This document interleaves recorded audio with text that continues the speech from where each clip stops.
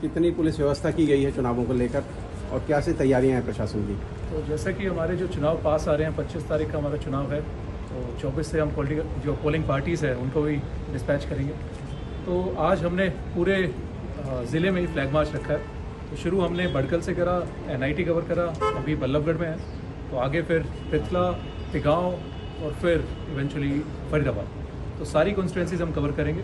Mostly vulnerable या फिर हमारे जो से फील्ड से जो रिपोर्ट आई है कि जहाँ पे कोई इश्यूज़ हैं, तो वो सारे बूथ हम कवर कर रहे हैं। तो इसके अलावा बाकी भी जो कंसर्न ऑफिसर्स हैं, ARO हो गए या फिर जो DCPs हो गए या ACPs हो गए, वो भी रेगुलर अपने फ्लैग मार्चेज या अपने मीटिंग्स करते रहेंगे। फरीदाबाद लोकसभा की अगर बात करें तो कितने बूथ हैं, कितने सेंसिटिव हैं, कितने हाइपर सेंसिटिव हैं? फरीदाबाद में टोटल 1562 बूथ हैं। हम लोकसभा की बात कर रहे हैं, पूरे नहीं, फरीदाबाद की टोटल की बात करते हैं लोकसभा की। लोकसभा के करीब 700 के करीब बूथ पलवल में है, तो 2200 के करीब हमारे टोटल बूथ हैं। इसमें 58 बूथ जो फरीदाबाद में है वो क्रिटिकल है। तो इसमें 21 लोकेशन बनती है, क्योंकि एक लोकेशन पे कई मल्टीपल बूथ भी है, तो 21 लोकेशन हमारी ऐसी हैं जो क्रिटिकल की डेफिनेशन में आती हैं। तो अब की बार सेंसिटिव हाइपर सेंसिटिव नहीं है, वनरेबल एंड क्रिटिकल जो इलेक्शन कमीशन की गाइडलाइंस है वो है।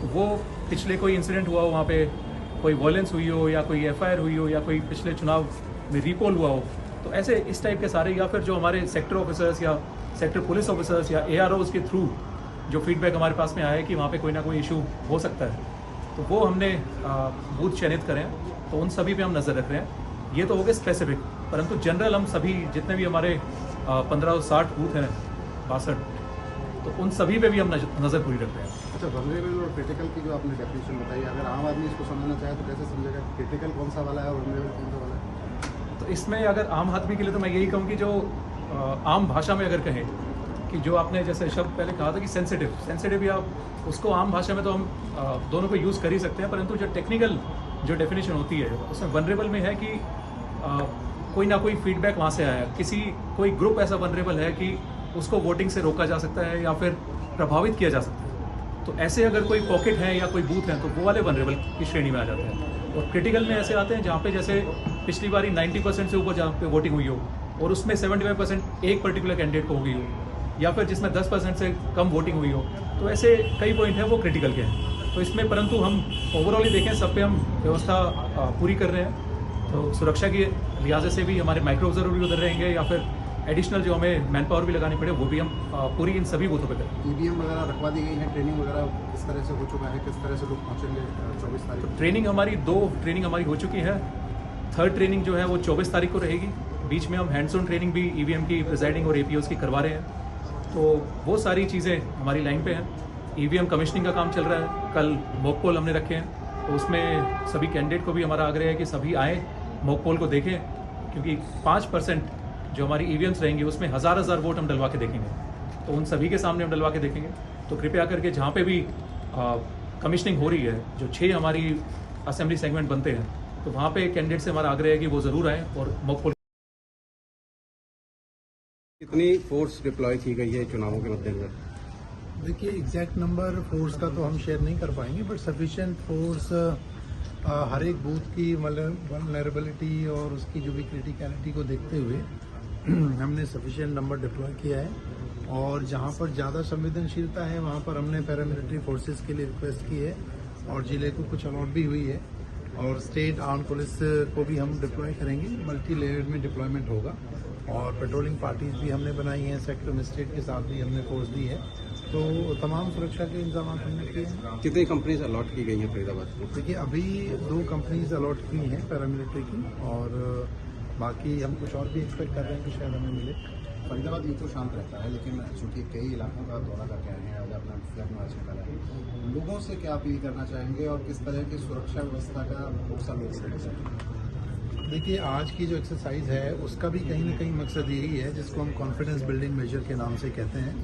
तो बाकी वैसे हमारे सभी अधिकारी समय समय पर बूथों का, इस तरह की जो कॉलोनीज हैं, सेक्टर्स हैं, गांव हैं, उन सब का दौरा कर रहे हैं। तो हम सभी वोटर्स को हमारी यही अपील है कि सभी लोग बिल्कुल निश्चिंत होकर के वोट डालने के लिए आएँ। सुरक्षा के पूरे पुख्ता इंतजाम हैं, किसी भी तरह की उनको दिक्कत परेशानी नहीं होगी। प्रशासन की तरफ से न केवल उनको फैसिलिटेट करने के लिए पूरी व्यवस्था है, पूरी लाइनअप वहाँ उनको बनाई जाएगी, बूथ के उनको वोटर्स को पर्चियाँ घर घर पहुँचाई जा रही हैं और सुरक्षा के लिहाज से किसी तरह की कोई दिक्कत नहीं है। और बिल्कुल आकर के अपना निसंकोच वोट डालें, अपने मताधिकार का प्रयोग करें और जो ये एक चुनावी पर्व है उसको मनाएं।